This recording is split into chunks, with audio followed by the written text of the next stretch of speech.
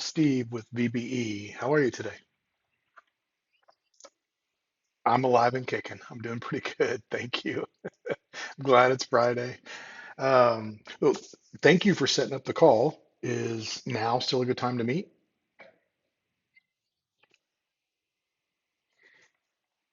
You bet. You bet. I got a couple of questions for you. The call is really designed to be a Q&A for you to make sure all your questions are answered. But I got your note and I wanted to ask you a couple questions about that to get started. So you got the evaluation email from us and then turned around and submitted that what we recommended. Is that my understanding?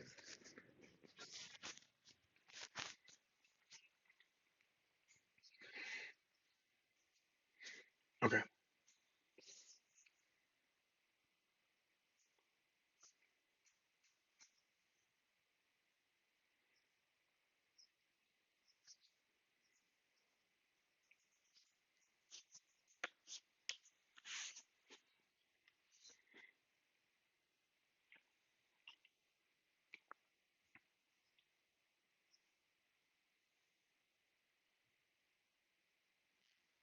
Yeah, yeah, it's fine. Yeah, I know what you're talking about.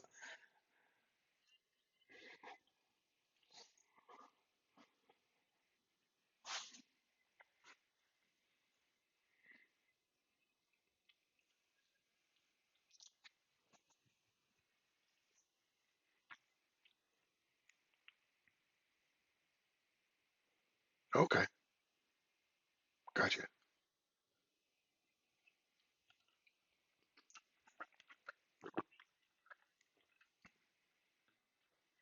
Hmm.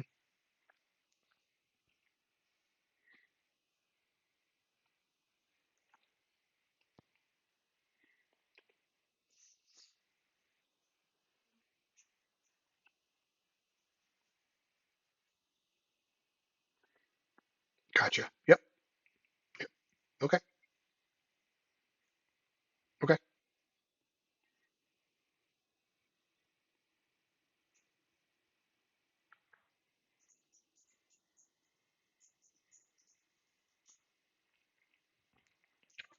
Oh, cool.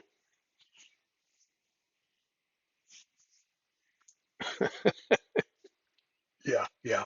Okay, so that explains the timeline. So yeah, let me kind of explain what happened and what you can do about it. Um, so you're right, the DBQ got filled out. What happens if you request an increase for migraines and you're just no evidence other than your diagnosis history, your treatment history? You're relying on, there's two different sides to the VA. Or first off, let's back up a little bit. If you go to the VA for care, you're going to the Veterans Health Administration, right? They're the doctors. They're responsible for your treatment, your therapy, your care, your well-being. They'll prescribe the pills, the CPAP machines, all these things, right? But they won't write you a Nexus letter. Okay, so that's the big problem that most veterans face is they're missing a Nexus. You're already service connected for headaches or migraines. But what you did was you just put in an increase at the VBA. So that's the other side of the house, the Veterans Benefits Administration. These aren't the doctors. These are the bureaucrats, right? So what they want to see is, obviously the Nexus statement. But you already satisfied the Nexus, so you're good there. But what happened is you submitted a request for increase and you relied on the same people that gave you a 0% to prove your claim for you. Basically, you're relying on them to say your claim has gotten, your symptoms have gotten worse, or we underrated you out the gate. That's what you're relying on them to do. By working with us, so to be clear, you don't need a DBQ from us. You got a DBQ from that CMP exam, but you saw the results, right? So what you would be doing if you're working with us for a DBQ for headaches or migraines is now you're proving your claim, not just with treatment history, but with the DBQ. That's what the VBA relies on is the results of the DBQ. So if you're working with us, you're going outside the VA system. You're getting your own doctor to fill out the DBQ for you. And then that way, if you qualify for, say, the 50% award, this ensures that you get the 50% award. And now you've moved yourself in the position of offense. You've already proved your claim. You submit that evidence. Now you put the VA, the VBA, in the position of defense. Now they're having to disprove that you either A, haven't gotten worse, or B, you were underrated from Jump Street, right? So that you put them in the position of disproving your claim. It's a much better position for you to be in. Does that make sense?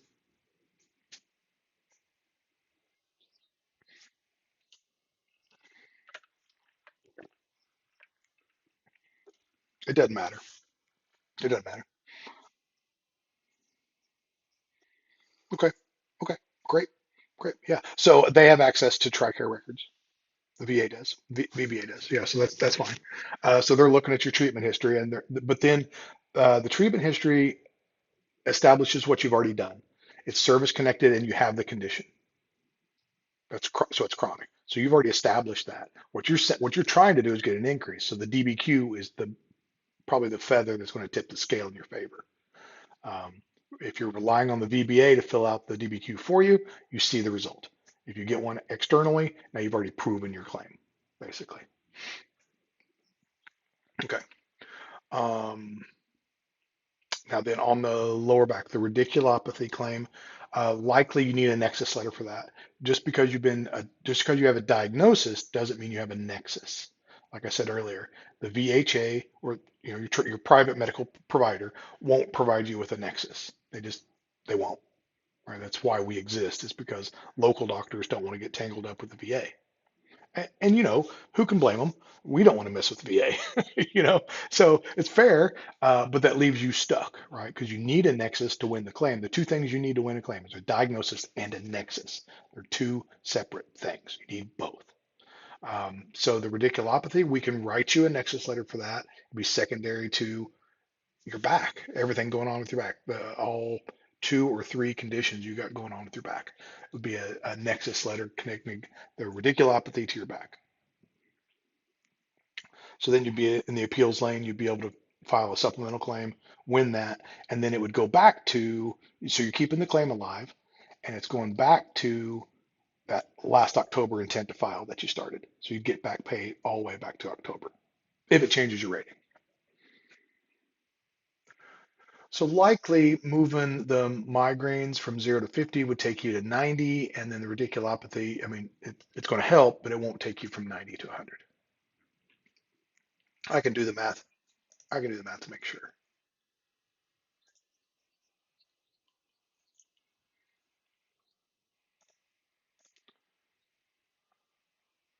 Okay, so let's just do the math real quick. So let's go 70, 20, 20, 10. So you're actually at 82.7% is your actual raw score. So they pay you out at 80. And then move the migraines to 50. Takes you to 91.4%. So they would pay you at 90. Now you're talking about moving the back to 40. What I was talking about was getting the radiculopathy service connected. So are you saying you want to submit a request for increase on your back and do the radiculopathy claim and get it service connected, or are you just lumping everything? Okay,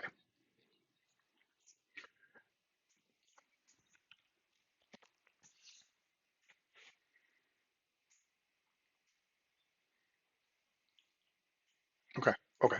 So got it. Okay. So we can write you the radiculopathy nexus. We can't write you a DBQ for your back because it's telemedicine. So we won't be able to do the goyometer or range of motion test or any of that thing. Because you'll never be in the same room as my doctor, right? It's telehealth. So you're stuck kind of on your 20% for back doing the same thing you did previously for your headaches and your back.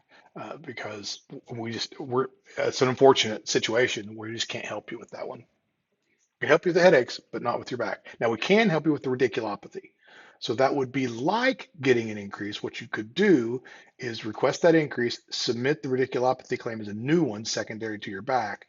Um, Probably what they would do is just shut down the increase because you have no new evidence, but they could see the radiculopathy claim as new evidence and then reconsider your back as well and see you for the radiculopathy. If you win that 10% bilaterally, let's see what that does. You're at 91.4, and then win that radiculopathy bilaterally basically takes you to 92.3. So you're still at 90. So the radiculopathy doesn't do much for you. So if you didn't want to pursue that, I understand.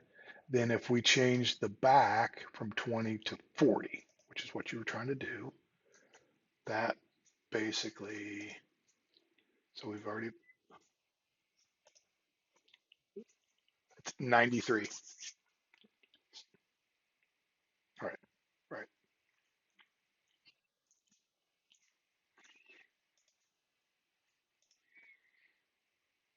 Mhm.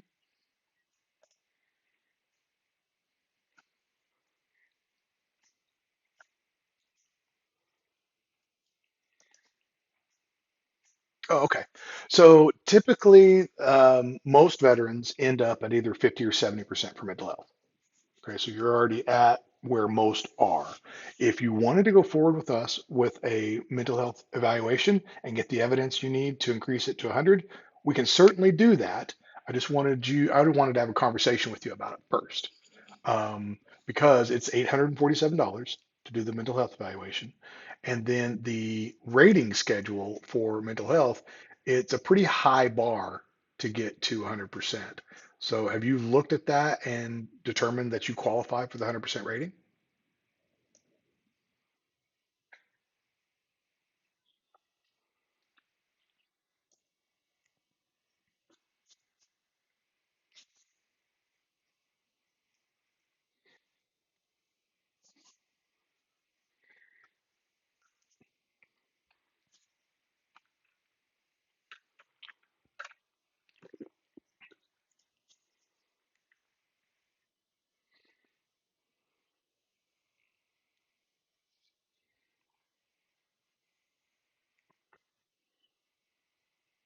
Yeah, right. A lot. Ru- Yeah, yeah, yeah. So it's rough. So, so yeah, you would need to be prepared for that again, basically, because the evidence package that we write for you could remove all of that talking about it a lot, but you're going to talk to my psychologist about it, right? So then you're opening that up, and then the evidence package that you get from us should be everything the VA needs to decide a claim. But you know how the VA is, right? You submit this evidence package legally according to the CFR, they can just decide your claim based on the evidence package. But what do? They order CMP exams. So if you go through another CMP exam for your mental health, you're going to talk about it a lot and a lot and a lot, right? So if you want to go, so there's nothing keeping you. I've sent you the link to my website, to the VBE website. And if you wanted to put a mental health evaluation in your cart and check out and get that package and submit that claim, there's nothing stopping you. I just wanted to talk to you about it first because I would urge you to look at the threshold to be awarded a 100% gain. Make sure you qualify for that before you pay for it.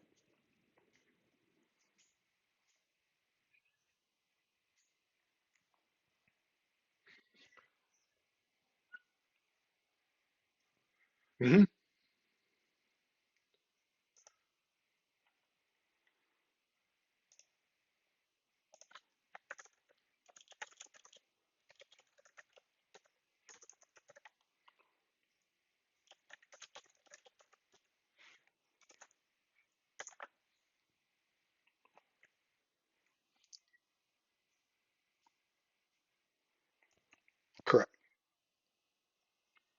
So once you hit the 5-year mark, the VA cannot reduce your rating based on a single bad medical exam or temporary improvement in your symptoms. Um, what you've done is you've proven you're stable. Your rating is stabilized once you hit that 5-year mark.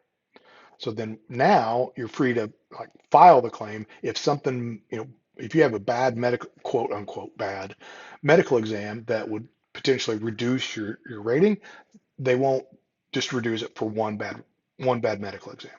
That's the 5-year rule.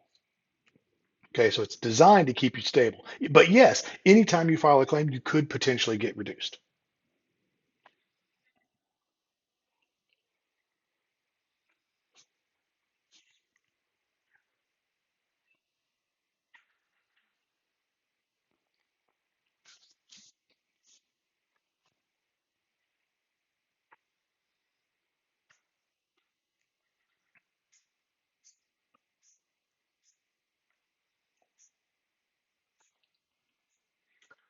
I would recommend separating those. Yeah. So I would do the migraines now and get moved to 90.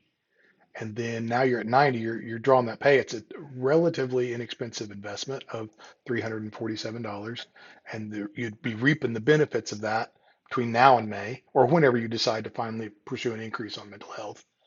Um, so that would be a great plan to do it that way. Break them up, have a little bit of air between the claims, but get that 90%.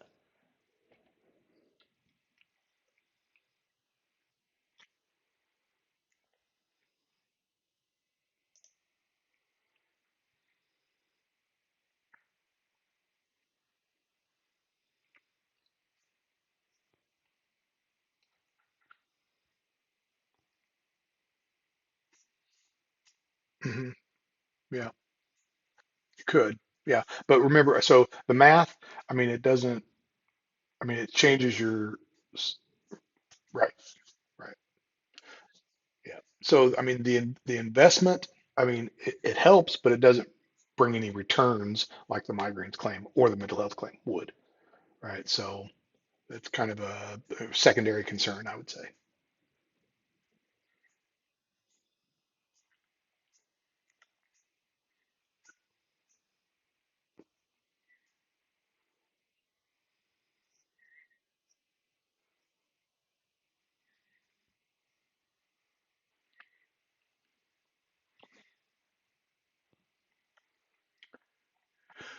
So the instructions will be on the screen. So once you go forward, it's a red light, green light dashboard, basically.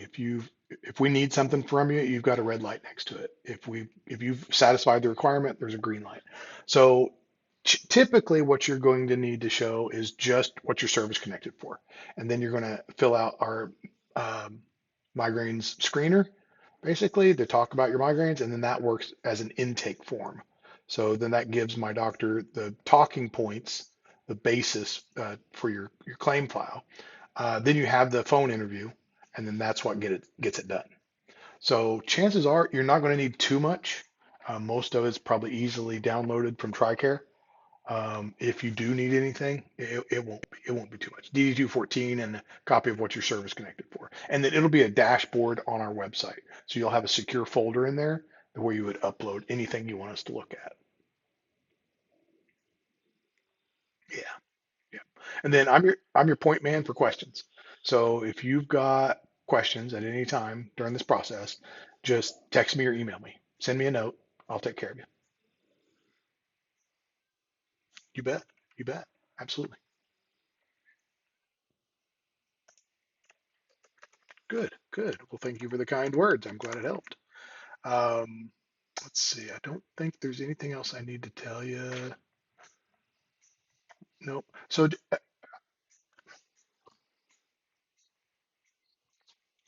correct. Yeah. So that's next steps. Whenever you're ready to go, click on that link, make your account, put the DBQ in your shopping cart, and then check out. The instructions will always be on the screen at that point. And then, like I said, if you do get stuck, just send me a note. I answer all my texts and emails during business hours between calls. Okay. Yeah, yeah, yeah. So, what was the other thing? The one way to think about, so since you're kind of breaking up your claims because the timing makes sense for you to do it that way, I would urge you to just think about us as another tool in your toolbox. So you use us when you need the medical evidence. And then everything else is kind of, you know, you don't need us for everything else, right? So, that may help think how to think about us and when to use us.